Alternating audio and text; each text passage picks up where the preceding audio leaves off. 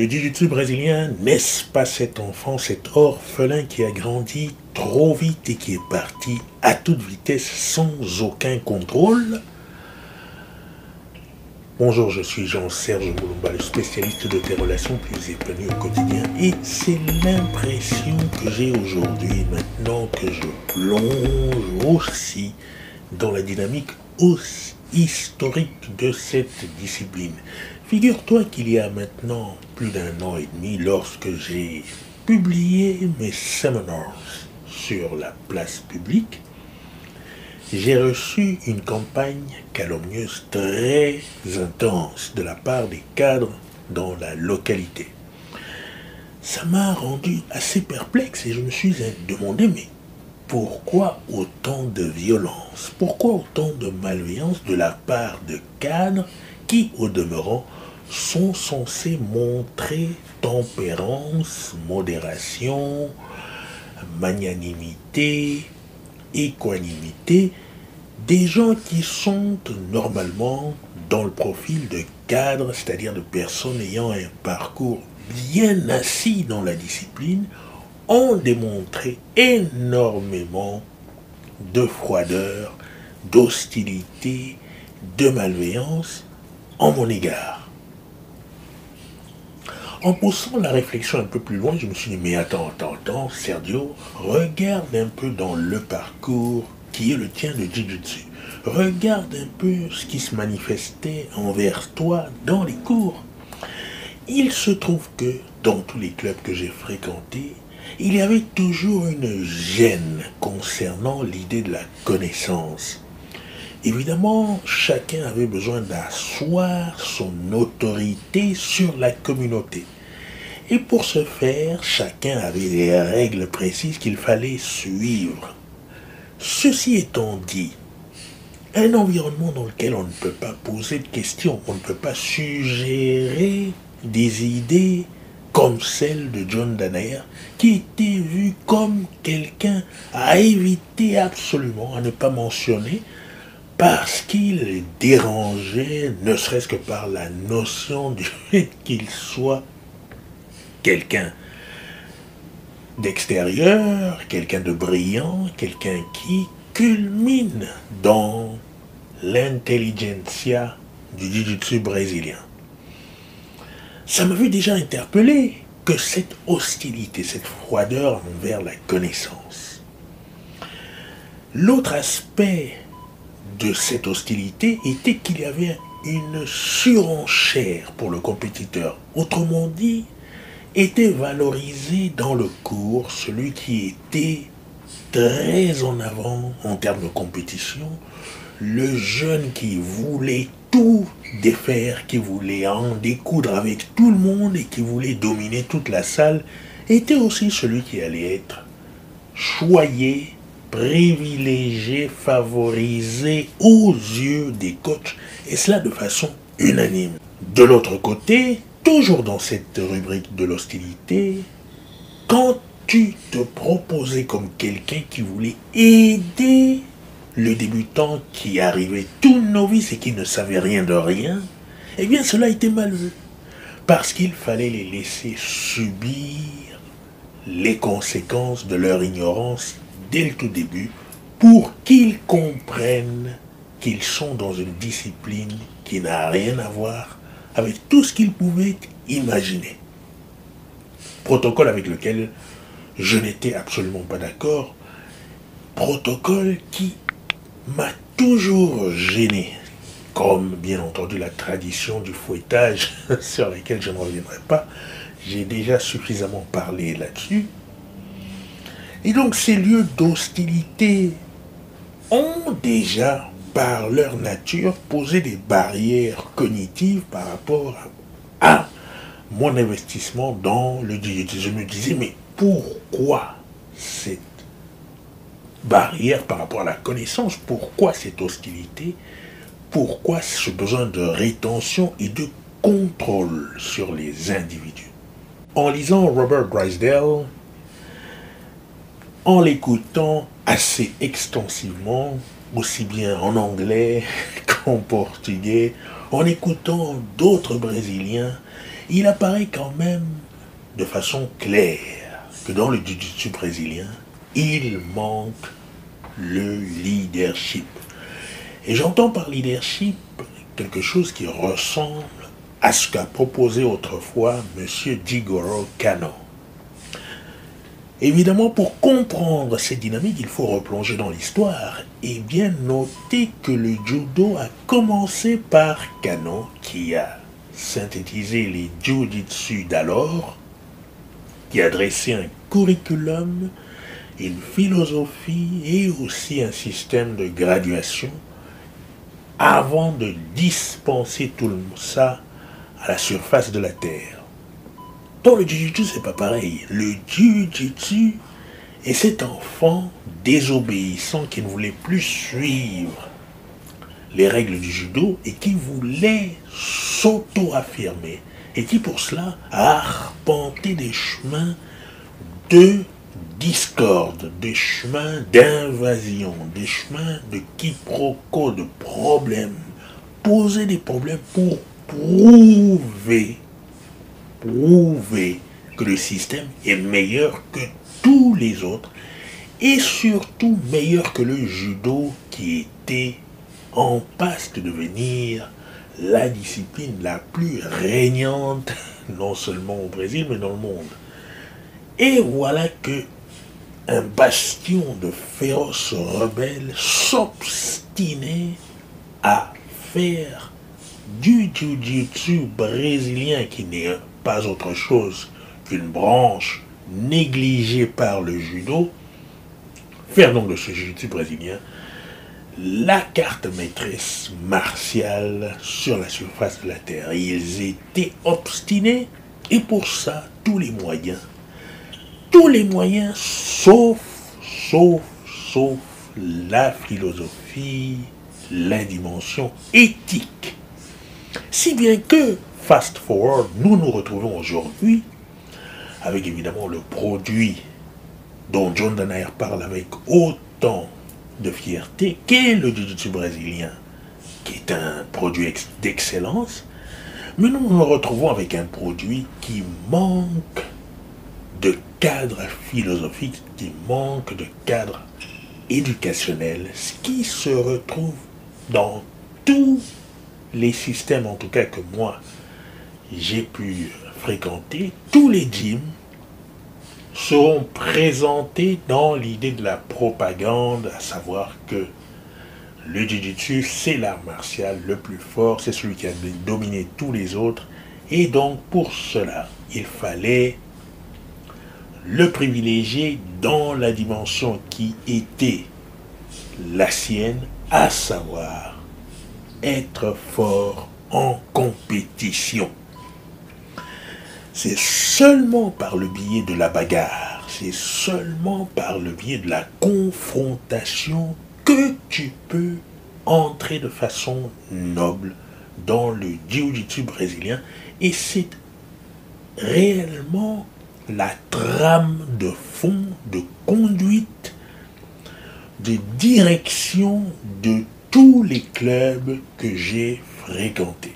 Il ne s'agit pas pour les leaderships en place de créer des systèmes de valeurs ou d'amplifier des systèmes de valeurs qui permettent aux uns aux autres de devenir meilleurs dans leurs qualités humaines et dans leurs qualités relationnelles, mais au contraire de favoriser en premier le caractère de compétiteur dans l'individu.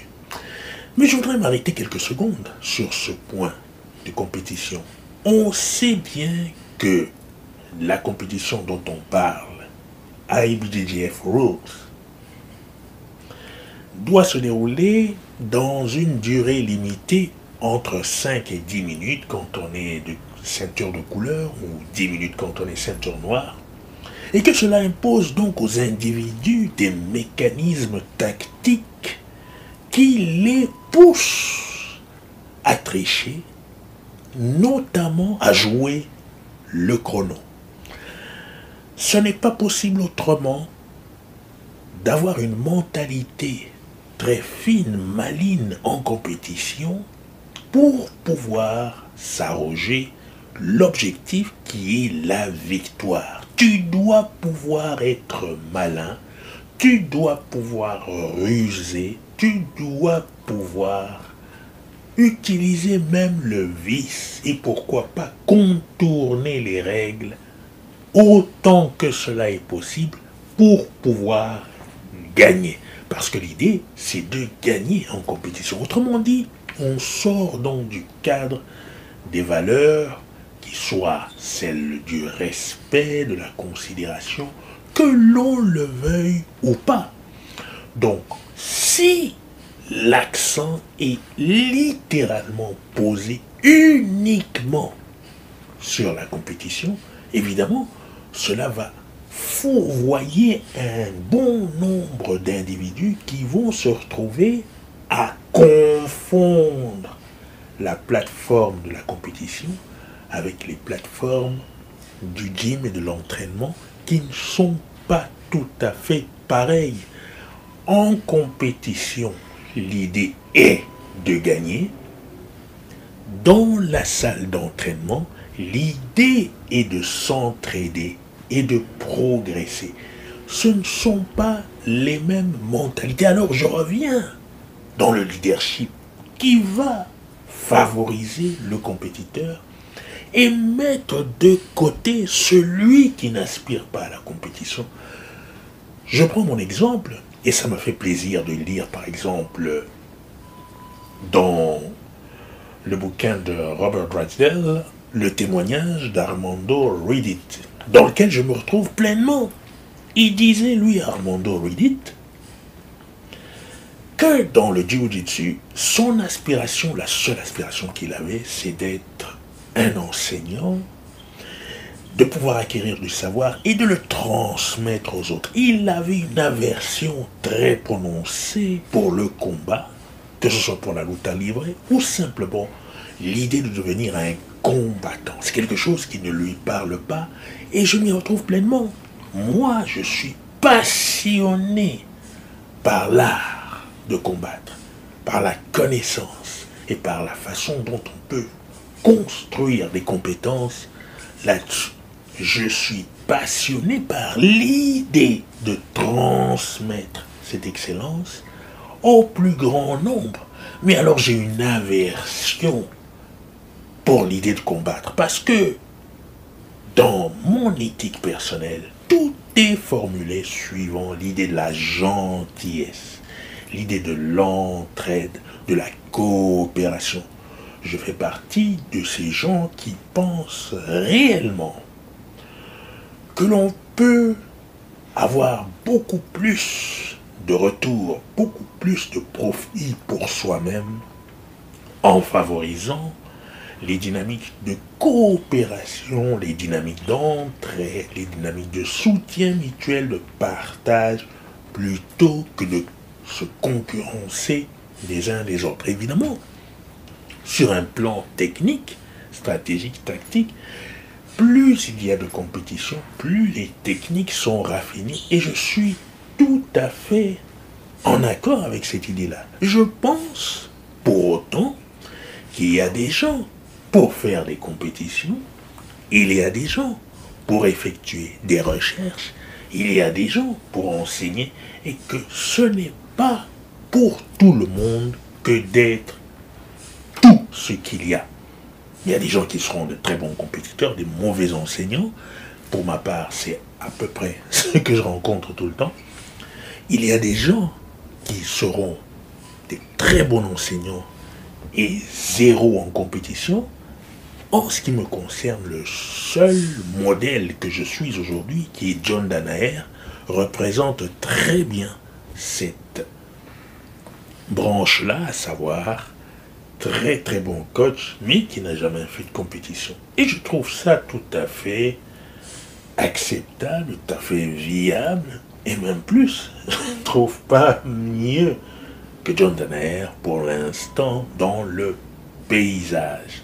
Ceci pour dire que en fait, ça se comprend.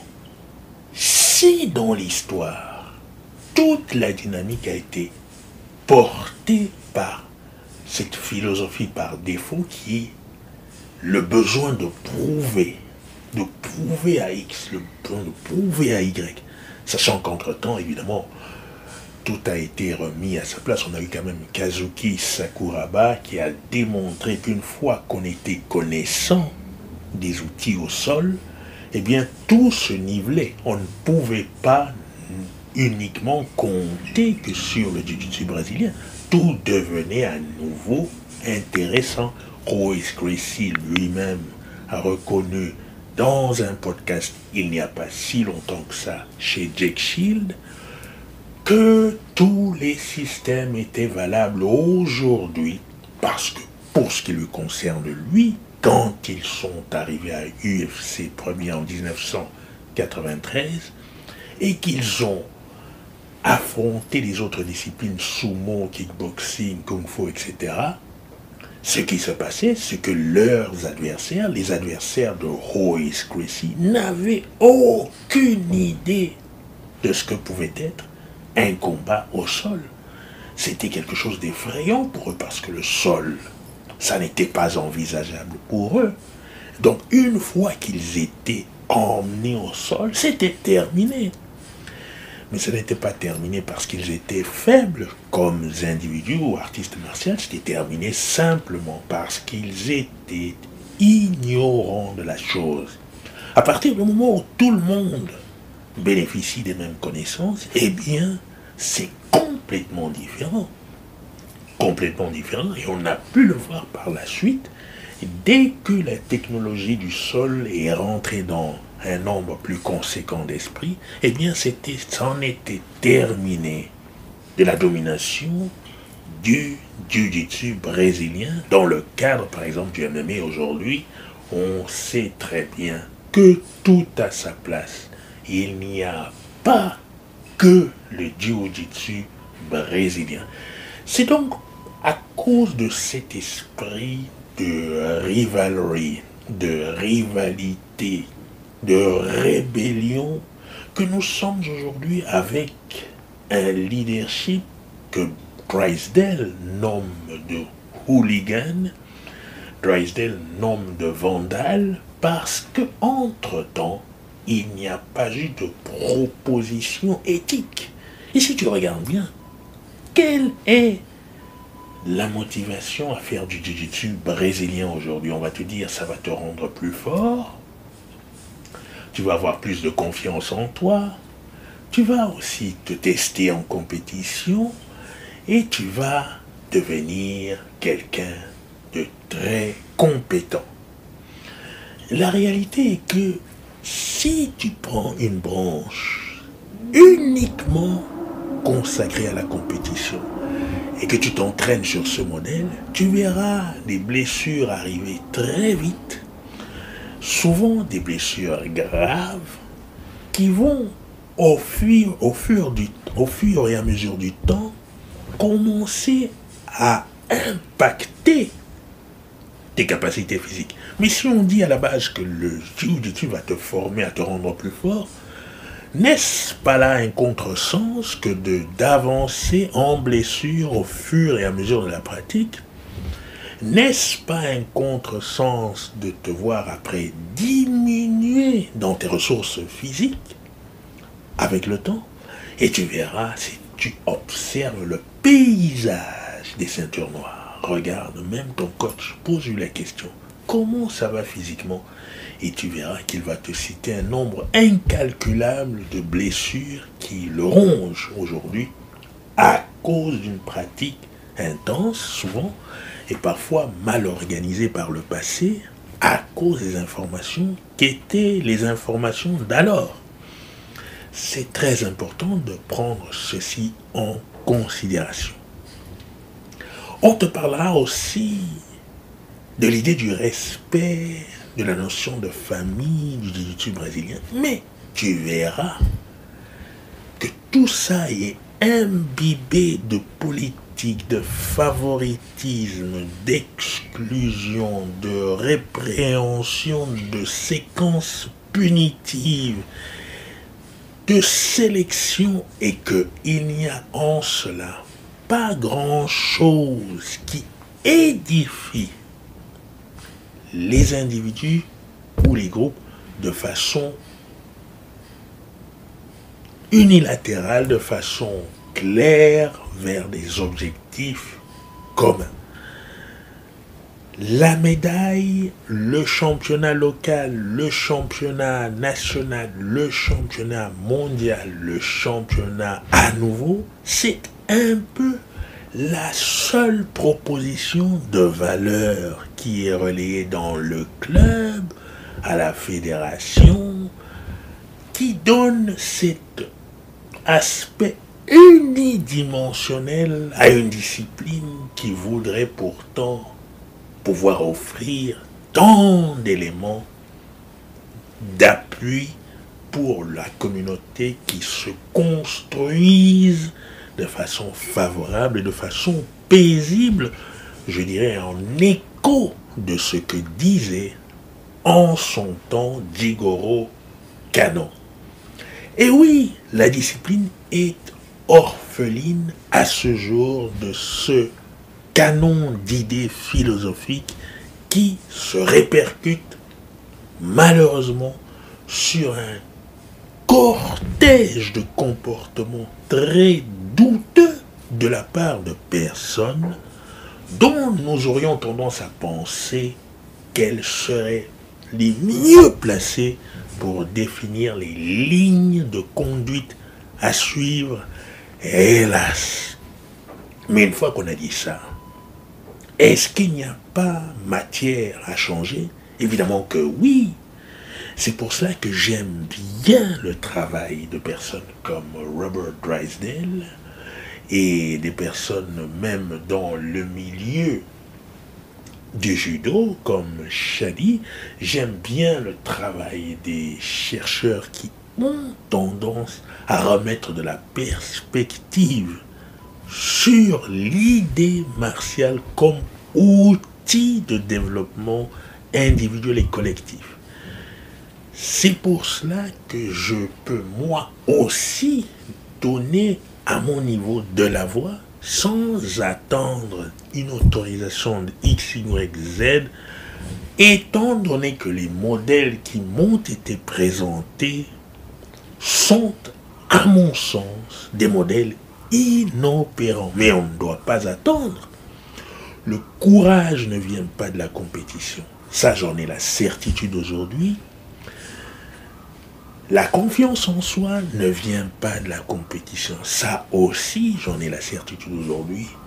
Je pense que les valeurs pour lesquelles tu te bats au quotidien, en ce qui me concerne, la gentillesse, le respect, la considération des individus, la générosité, le partage, sont des valeurs qui peuvent te pousser à te démener, qui peuvent te pousser hors de ta zone de confort et te dresser pour les signifier lorsque tu trouves qu'il y a une injustice, un déséquilibre à rétablir. Et c'est le cas en ce qui me concerne.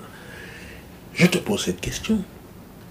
Étant donné toute la mise à jour que nous avons depuis les années 2012, grâce notamment à la numérisation de toutes les informations qui ont été collectées dans l'université de Rio de Janeiro, qui ont été donc mis disponibles au public, étant donné tout ce qui a été exposé, pourquoi les coachs aujourd'hui restent bloqués sur l'ancien paradigme historique du jiu-jitsu brésilien, sachant qu'il vient avec son poids philosophique, à savoir il n'y a pas de philosophie autre que la bagarre, et que c'est en remettant la perspective, en replaçant les faits là où ils doivent être, que nous pouvons